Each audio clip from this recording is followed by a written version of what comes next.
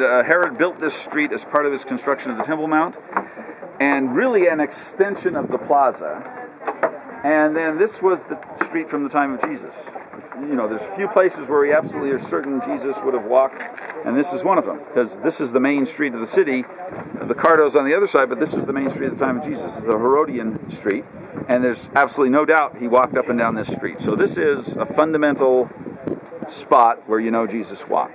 See all those rocks up there? They were once on top, and they excavated out this half, and they left that half like it was.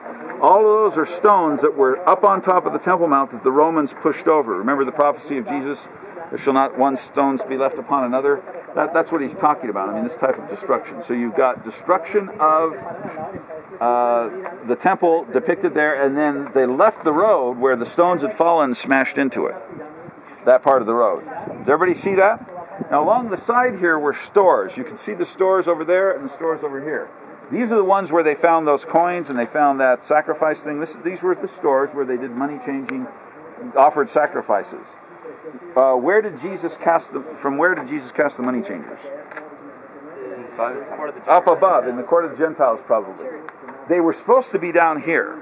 They have a legitimate function. They were supposed to be down here, but they had started moving up on top of the Temple Mount, you know, and spreading their markets all over up there, and that's what upset Jesus. But down here is where it was okay. And as I said, Mary, Joseph, everybody would have walked down the street because it's one of the main thoroughfares of Jesus at this time. Now this particular stone is the cornerstone that went right up there. And you can see it's a corner. See how this blocks off to another piece? These two pieces were found collapsed here, all broken up. And this is right there, the corner. Now, some people think this was the pinnacle of the temple. I think Brother Brown says that, right? And where Jesus was tempted. I think it was the other one down there, but, I mean, it's one of those two. The reason being, this is where you can stand up above and cast yourself down and be killed, either from up there or from the one down there on the other end. The traditional site's down there.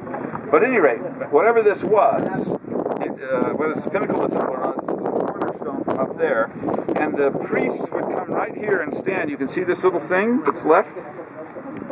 This is a platform that would have come on out, and that would have been ground level. And this says in Hebrew, the Beit HaTakiyah, to the house of the blowing of the trumpet. This is where the priest would stand and blow the trumpets, the shofars, to announce the times of days when sacrifices were done, but also on the Feast of Trumpets and, you know, special holy days they would sound these trumpets. Here's the way they think it was reconstructed. You can see the corner of it.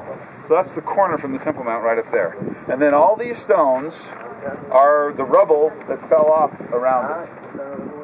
So you can see this filled up with rubble about 10 feet. And then that was the next level from the Umayyad period. See where they built their palace?